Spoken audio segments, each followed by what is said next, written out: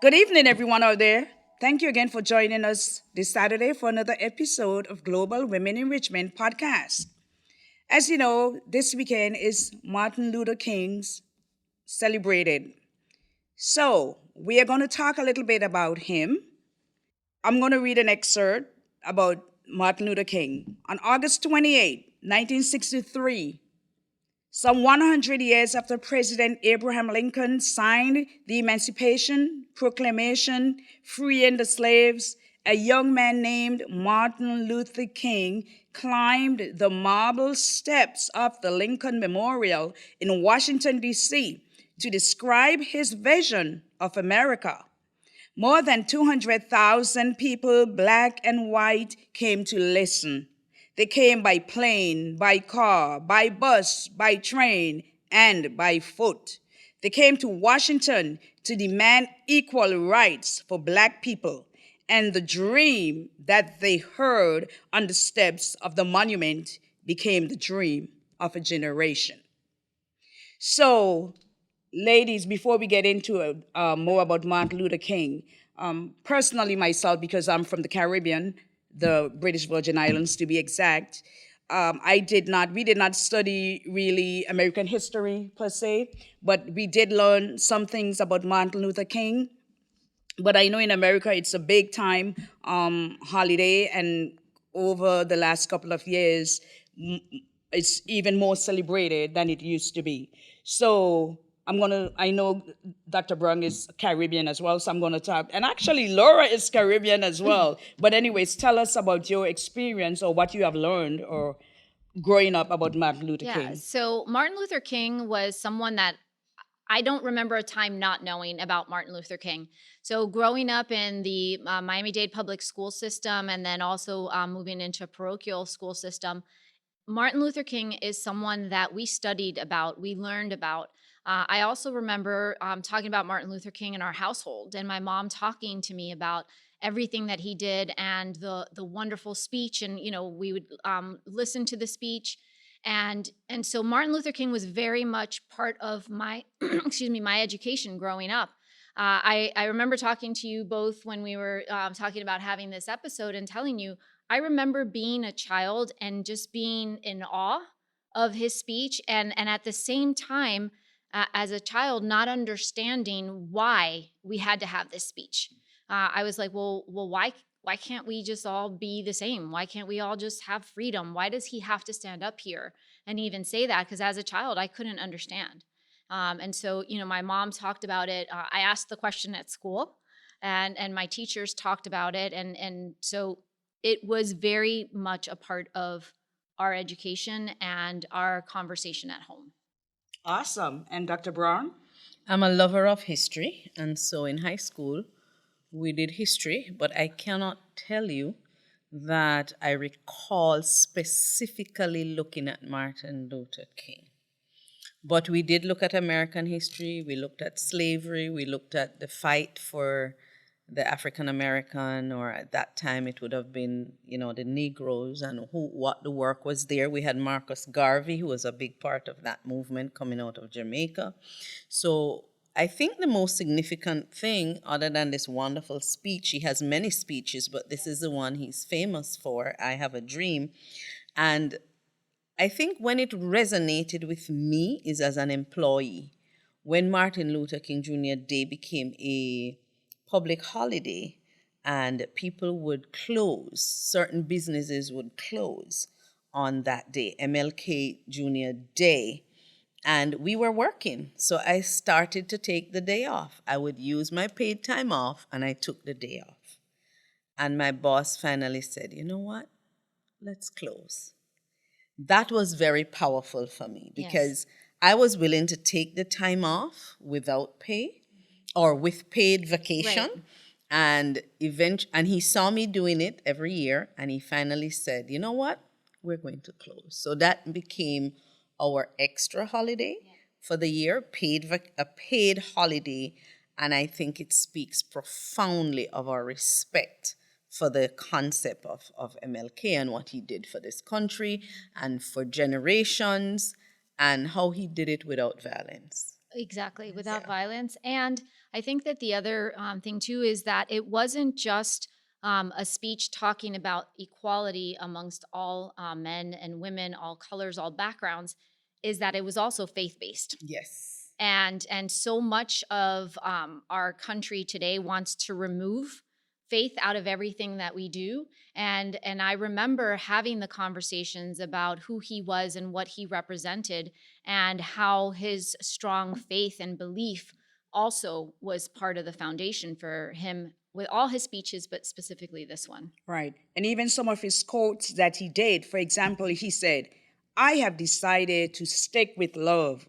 Hate is too great a burden to Yes. bear. I mean, and I've always said, it's so much easier to love anyone, to love mankind on a whole, because it takes so much out of you to fester up and just display hate for others, and sometimes for no reason. So what he stood for is just one thing I have to say. There are many, should I say, heroes, or many historical people that we look up to, and there are many people that we are not familiar with or do not know about. I think one person that this entire nation or the world knows about is Dr. Martin Luther King, because he stood for he just stood for basic humanity, kindness. And another one of his quotes, he said, just to quote a few, he said, life's most persistent and urgent question is, what are you doing for others? In other words, sometimes we need to think about our fellow men in just thinking about me, me, me, me. What are we doing to help others, others in their struggles or whatever they may be going through with? What does that quote mean to you, Dr. Brown? Life's most persistent and urgent question is, what are you doing for others? Especially in your profession. In my field, Yes. we're constantly doing for others. And personally, that's where I find the greatest peace and joy. Because when you focus on yourself, I think it leads to depression. Wow. But when you're focusing outward and you're caring for others, you receive a blessing that lifts you up. I tell people I've never worked a day in my life because I love what I do. And when I go, I'm interacting with people and I'm contributing to their health. I'm contributing to them having a better life, a better understanding sometimes of their goals. And when I'm finished with a day and I'm satisfied and fulfilled, I feel so much stronger and healthier. And I think that famous saying, do unto others as you would like them to do for you. So if I'm giving to you and pouring into you, someone else will pour into me so that I can grow. So to me, the health of any nation is the health of the community, the health of the family, as we build each other up. Absolutely. He also mentioned the ultimate measure of a man is not where he stands in moments of comfort and convenience, but where he stands at times of challenge and controversy. What would you say about that, Laura? So what I would say is that that's when your true character shows. Absolutely. So if there's the saying, if you're not going to stand for something, you're going to fall for anything. And so it's in those moments of controversy and those moments of challenge and where really you have the opportunity to step up and show who you truly are and how you stand with others, how you do for others, and understanding that if you just go with the tide, you're going to get washed out. Absolutely. And I'm going to quote one more before we get into his actual speech. He said, and this is so profound, there comes a time when one must take a position that is neither safe nor politic, nor popular, but he must take it because conscience tells him it is right. In other words, if you're doing what is easy, then that is fine. But what about the tough decisions that you make, the tough positions that you take in this life? That is when, like you said, that's when your true character shows. Right. You Well, I know? mean, I think if you bring it back to the faith that we all share, that's what Jesus did. Exactly. He wasn't doing what was popular. He wasn't doing what was politically correct. He was doing what was right. Exactly. Okay. And that is what Martin Luther King did throughout his life. So we are going to get into the speech. No one can say the speech like Martin Luther King did, but we are going to do our best. So Dr. King had originally prepared a short and somewhat formal recitation of the sufferings of Americans attempting to realize their freedom in a society chained by discrimination. He was about to sit down when gospel singer Mahalia Jackson called out, "Tell them about your dream. Tell them about the dream." Encouraged by shouts from the audience, Dr. King drew upon some of his past talks, and the result became the landmark statement of civil rights in America, a dream of all people, of all races and colors and backgrounds, sharing in an America marked by freedom and democracy.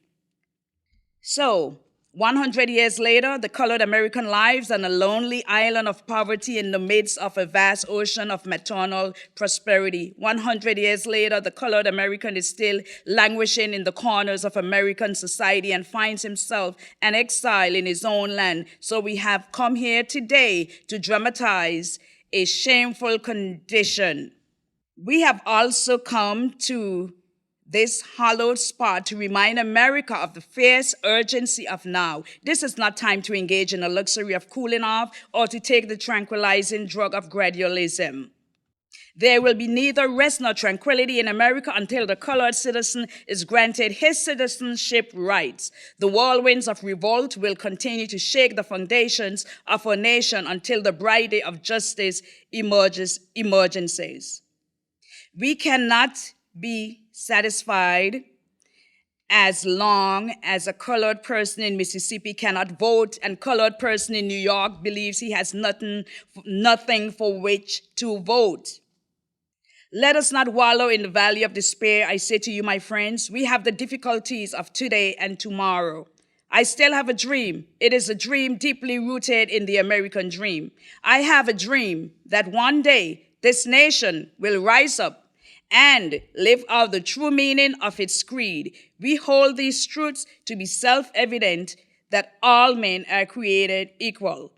I have a dream that one day out in the red hills of Georgia, the sons of former slaves and the sons of former slave owners will be able to sit down together at the table of brotherhood.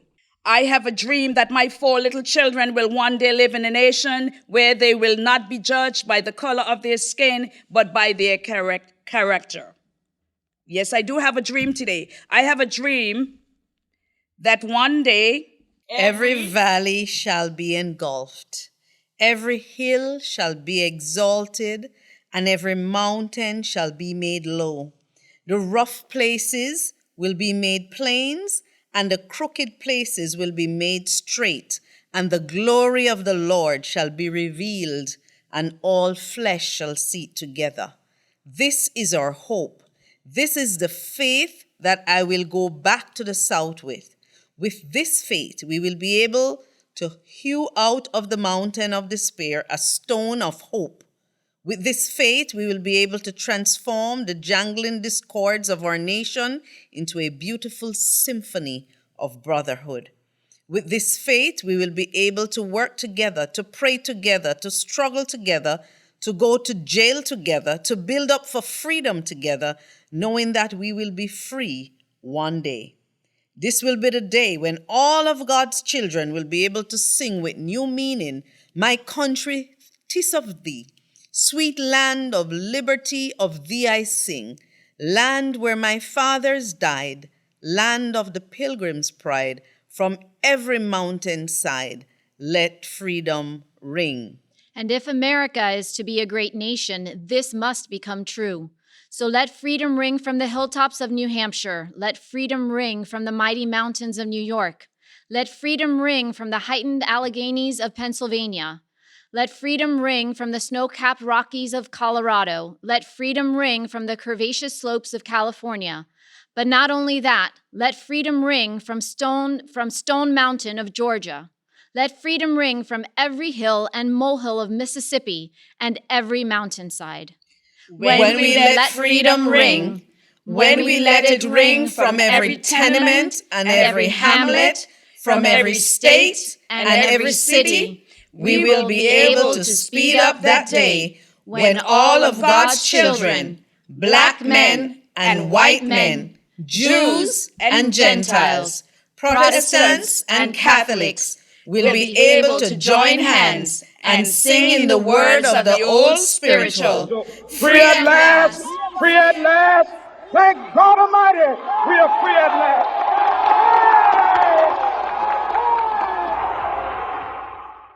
Happy birthday, Martin Luther King. And thank you, listeners, for tuning in. We will see you again next week.